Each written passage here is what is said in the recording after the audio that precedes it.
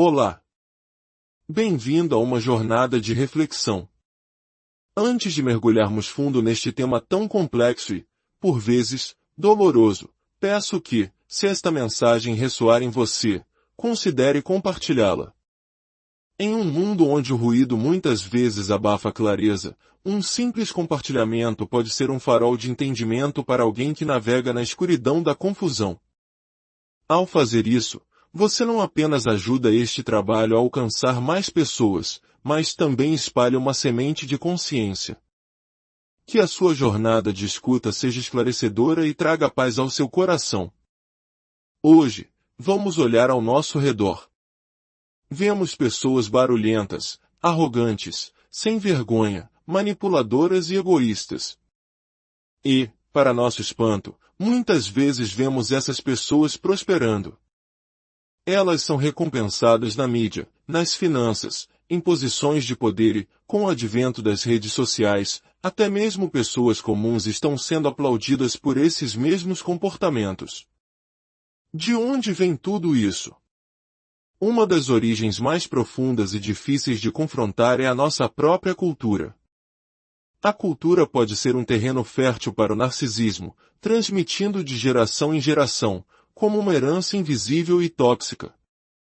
Pensemos em culturas que são fundamentalmente autoritárias, patriarcais e rigidamente estratificadas por poder e dinheiro.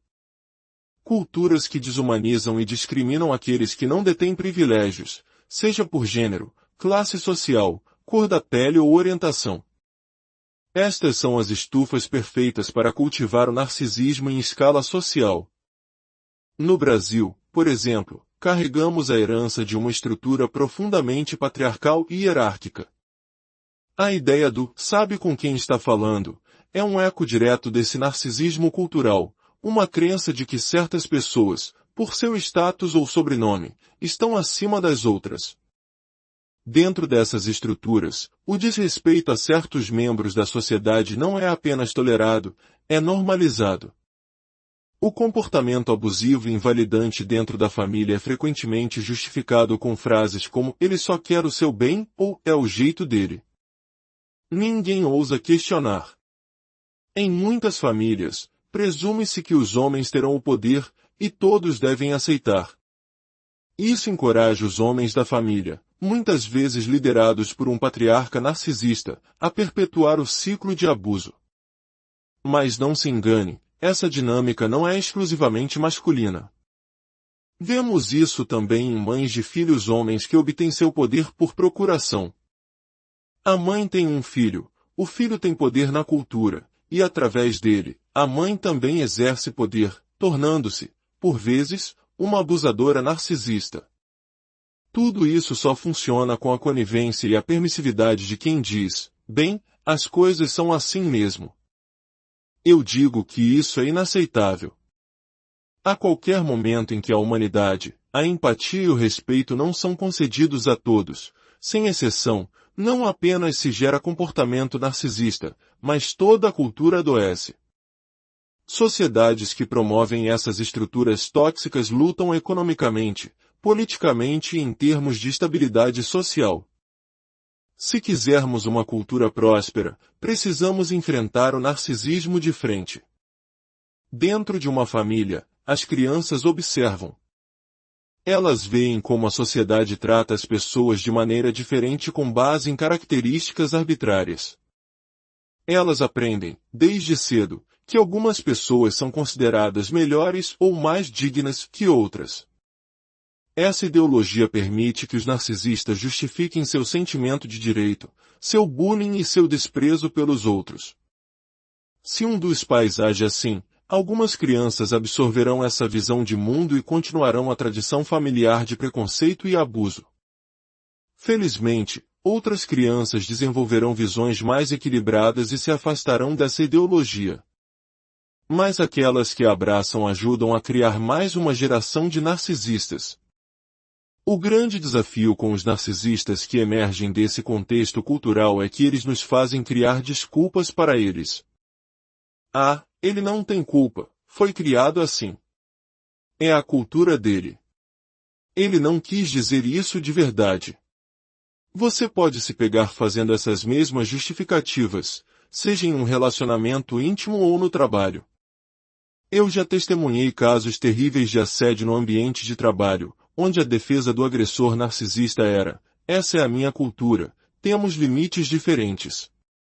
A minha resposta para isso é: se uma pessoa aprendeu a se adaptar em tantas outras áreas da vida, ela também pode aprender a não ser uma pessoa horrível e a não usar a cultura como desculpa para seu comportamento tóxico.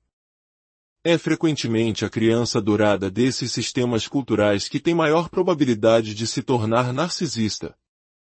Desde cedo, dizem-lhe que ela é ótima, especial, e ela se beneficia de uma cultura opressora que lhe ensina que pode fazer o que quiser, sem se preocupar com as pessoas pequenas. Mas e o narcisismo vulnerável?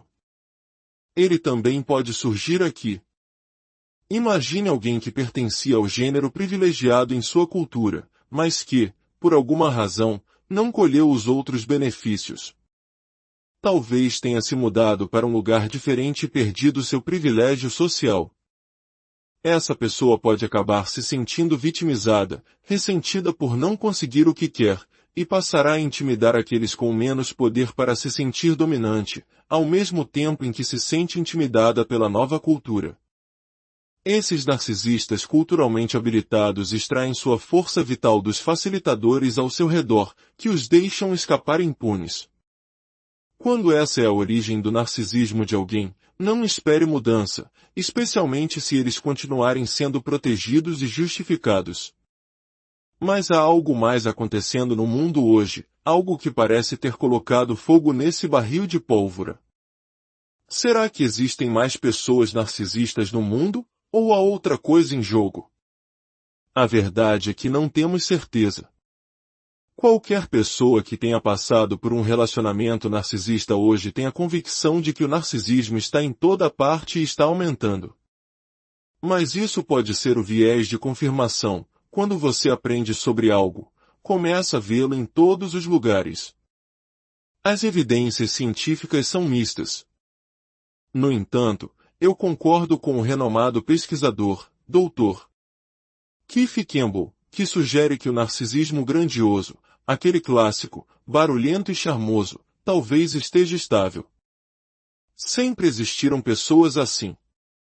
O que pode estar em ascensão, e sendo expresso mais do que nunca, é o narcisismo vulnerável. Este é o narcisismo caracterizado pelo vitimismo, pelas queixas constantes, pela agressividade passiva, pelo ressentimento, irritabilidade, raiva e uma paranoia de baixo grau. É a mentalidade do nada é justo para mim. Não é o narcisista charmoso, mas aquele socialmente isolado, amargo, que se sente sempre injustiçado. E aqui chegamos ao ponto de inflexão, a comparação social. Nós, seres humanos, somos criaturas sociais. Nós nos comparamos. Sempre fizemos isso. Olhamos para o estilo de vida melhor do amigo, seu salário mais alto, seu relacionamento mais saudável, e nos perguntamos: o que estou fazendo de errado? Uma pessoa psicologicamente saudável pode sentir uma pontada de inveja, mas consegue dar um passo para trás, ganhar perspectiva e não se perder em um buraco de coelho destrutivo de comparação. Para uma pessoa narcisista, no entanto, a comparação social é como um veneno. É uma afronta direta ao seu ego frágil. E nos últimos 20 anos, o jogo da comparação social mudou monumentalmente. Antigamente, quando eu crescia, eu só conhecia a realidade das pessoas ao meu redor. Hoje, com as redes sociais, posso ver cada detalhe da vida de qualquer pessoa, em qualquer lugar do mundo. E o que as pessoas mostram? As férias incríveis, as conquistas profissionais, os relacionamentos perfeitos, os corpos esculpidos. A comparação social subiu para um nível estratosférico. As pessoas com traços narcisistas não estão lidando bem com isso. Eu acredito que o número de pessoas com essa estrutura de personalidade pode ser relativamente estável, mas elas estão sendo ativadas, irritadas e enfurecidas de uma forma que nunca foram antes. A constante enxurrada de imagens nas redes sociais atinge diretamente o sentimento de direito e a insegurança do narcisista. Isso resulta em mais pessoas raivosas exigindo mais atenção, fazendo coisas cada vez mais bizarras para obtê-la, ou ficando cada vez mais amarguradas e furiosas por não a conseguirem. Suas vidas não são tão boas quanto as vidas perfeitamente ditadas que vêm online. Adicione a isso as dificuldades econômicas reais, e você tem a receita para o desastre. O foguete do narcisismo foi aceso, e esse gênio não volta para a garrafa. E o que a sociedade faz? Em vez de colocar limites, nós recompensamos esse comportamento. O conteúdo mais desequilibrado, superficial, cruel e egocêntrico online é o que atrai olhares. E olhares se transformam em dinheiro, que se transforma em poder.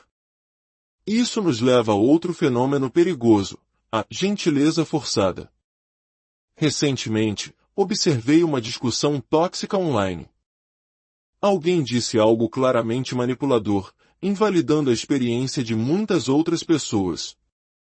Muitos ficaram com raiva, o que é uma reação saudável ao abuso. Mas então, algumas pessoas intervieram com: não podemos simplesmente ser gentis? Tenho certeza de que ele não quis ofender. Essa pressão para ser gentil a todo custo é uma das ferramentas mais poderosas dos facilitadores. É uma forma de nos fazer engolir o abuso em nome de uma paz superficial.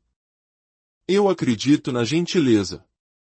A falta dela é a causa de muitos dos nossos problemas. Mas eu não acredito em gentileza cega. Eu acredito no que chamo de gentileza informada. Gentileza informada significa prestar atenção ao histórico de uma pessoa. Se alguém comete um erro genuíno, a gentileza é a resposta. Mas se estamos lidando com um agressor em série, alguém que repetidamente desrespeita e manipula, a resposta não é ser gentil. A resposta é estabelecer limites, aplicar consequências reais e, se necessário, desengajar. O culto da gentileza cega diz: vamos ser gentis de novo, talvez desta vez eles aprendam. Mas eles não aprendem. Eles aprendem que podem fazer o que quiserem sem enfrentar consequências. É por isso que o mundo parece estar cada vez mais tóxico.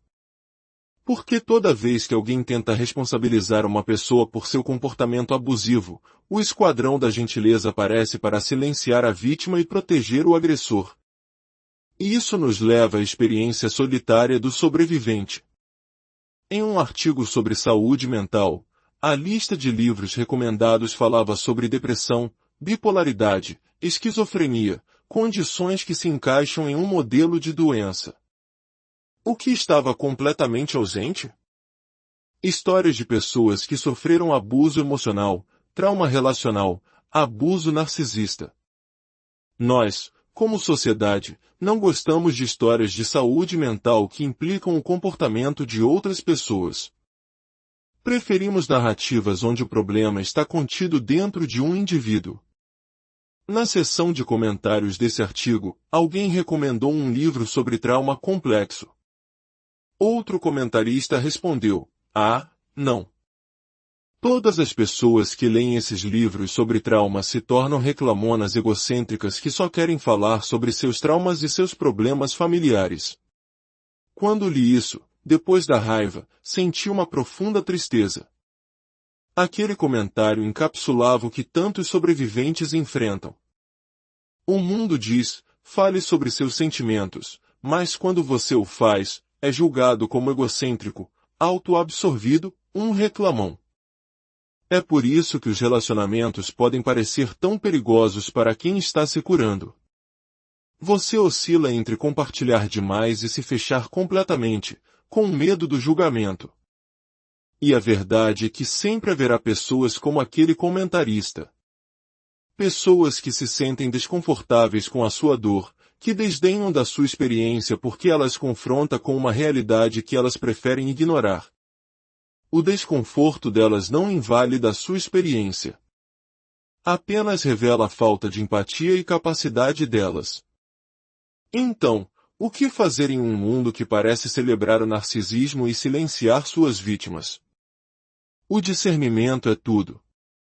Você pode ser empático e compassivo, mas também precisa ser sábio. Pense em um leão em um zoológico. Você pode admirar sua beleza e até sentir tristeza por ele estar enjaulado. Mas se você entrar na jaula para salvá-lo, você será destruído. O mesmo princípio se aplica. Você pode entender a dor e a insegurança que podem estar por trás da personalidade de um narcisista, mas você não pode salvá-los. Essa é a responsabilidade deles. Se você chegar perto demais sem um entendimento realista do perigo, você se machucará. O caminho da cura envolve aprender com quem você pode ser seu eu inteiro. Significa reconhecer que algumas pessoas simplesmente não são dignas de ver a sua totalidade. E isso não é uma perda sua, é uma perda delas. Não, provavelmente não há mais narcisistas do que antes. O que temos é um número estável de pessoas com esses traços que estão sendo constantemente ativadas por um mundo de comparação incessante, ao mesmo tempo, encorajadas por uma cultura que recompensa seus piores comportamentos. Mas isso não significa que todos são assim. O mundo está cheio de pessoas maravilhosas, saudáveis, empáticas e compassivas. Elas apenas não fazem tanto barulho. Nosso trabalho é nos tornarmos muito, muito bons em discernir. Mover-se devagar ao conhecer alguém. Prestar atenção não ao brilho inicial do charme e do carisma, mas à substância do caráter. Observar como a pessoa reage à comparação social. Se ela se desestabiliza, se sua raiva ou inveja transborda, preste atenção. Sua jornada não é sobre mudar o mundo, mas sobre criar um mundo seguro para si mesmo. Um mundo onde sua experiência é válida, sua voz é ouvida e seu coração está protegido. E a partir desse lugar de segurança e autovalorização, você pode, então, oferecer ao mundo a sua verdadeira e informada gentileza. Lembre-se sempre, não é sobre você. A dor que eles causam é um reflexo do vazio deles, não do seu valor. Continue buscando os espaços seguros, as pessoas seguras. Elas existem.